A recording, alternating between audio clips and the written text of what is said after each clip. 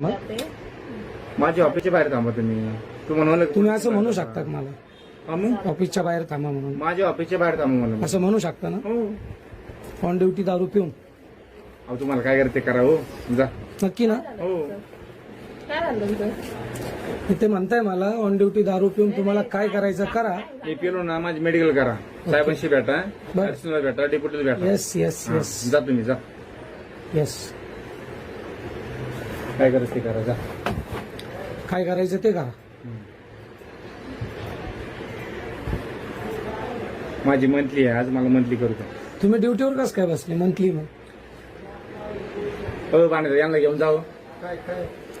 Monthly करावं माझी. हा, आता विषय सांगतो तुम्हाला. मी यांच्याकडे आलो. भांडे तुम्ही जा. काय काय काय झालं सांग ना. नाही एक मिनिट ऐका ना. मंथली थांबून जाय ना.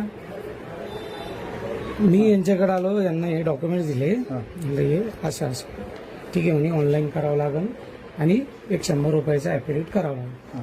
ठीक आहे म्हणलं, चालेल, काही अडचण नाही. तर म्हणे कुठं हरवलं? तर म्हणे बस स्थानकवर. म्हणलं हो. म्हणजे हरूच शकत नाही.